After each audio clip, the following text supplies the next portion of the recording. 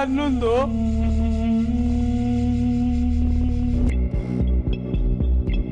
ಎಲ್ಲ ಸರಿ ಹೋಗುತ್ತೆ ನೋಡು ಡಾಕ್ಟರ್ ಹತ್ರ ಮಾತಾಡೋಣ ನಿಮ್ಮ ತಂದೆ ಎಷ್ಟೊತ್ತಿಗೆ ಕೊಲಾಪ್ಸ್ ಆದ್ರು? ಸುಮಾರು 7.5 ಗಂಟೆ ಇರಬೇಕು ಡಾಕ್ಟರ್. ಕೊಲಾಪ್ಸ್ ಆಗಿದ ತಕ್ಷಣ ಕರ್ಕೊಂಡು ಬಂದ್ರ? ಹೌದು, ಆಂಬ್ಯುಲೆನ್ಸ್ ಬರೋ ಅಷ್ಟರಲ್ಲಿ 1 ಗಂಟೆ ಆಗಿರ್ಬೋದು.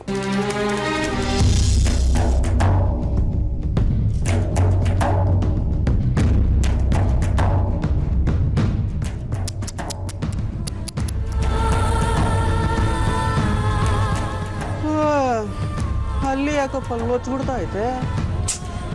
ನಾಗಕ್ಕ, ನೀವು ಸ್ವಲ್ಪ ಸುಮ್ಮನೆ ಇರ್ತೀರಾ?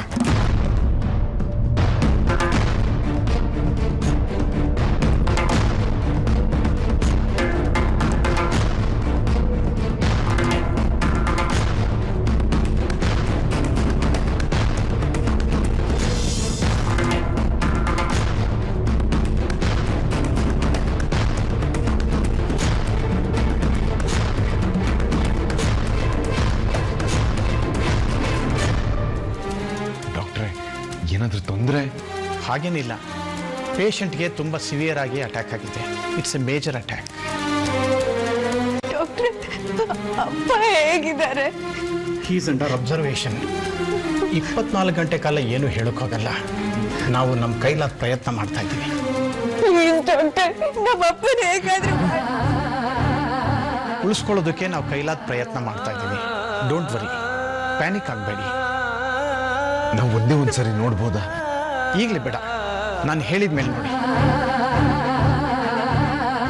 ಲಕ್ಕಿ, ಅಪ್ಪ ಹುಷಾರಾಗ್ತಾರಲ್ವಾ? ಅಪ್ಪ ಖಂಡಿತ ಹುಷಾರಾಗ್ತಾರೆ, ಆತಂಕ ಪಡ್ಬೇಡ, ಎಲ್ಲ ಸರಿ ಹೋಗುತ್ತೆ.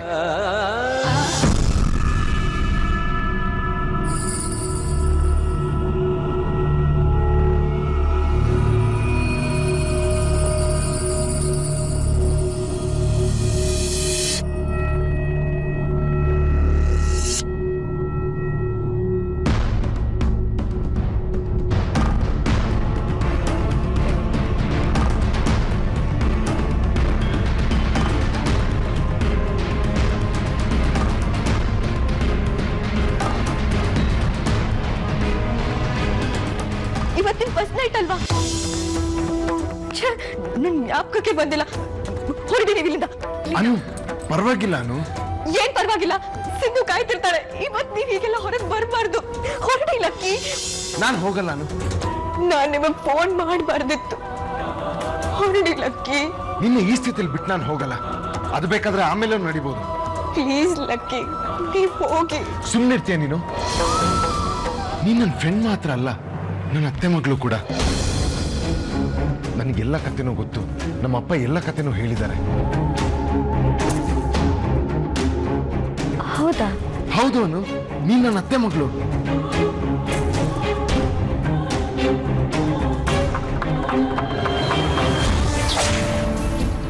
ನಿಮಗ್ ಗೊತ್ತಿರೋದು ಬರೀ ಅತ್ತೆ ಮಗಳು ಅನ್ನೋದಷ್ಟೇ.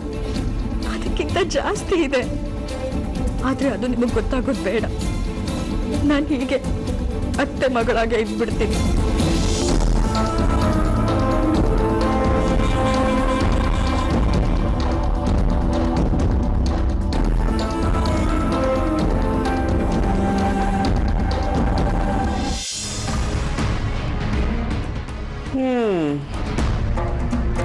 ಸಿಂಧು, ನೀನ್ ಮೇಲ್ಗಡೆ ರೂಮಲ್ಲಿರಮ್ಮ. ಅಶ್ವಿನಿ, ಬಿಟ್ಬಿಡ್ವಾ?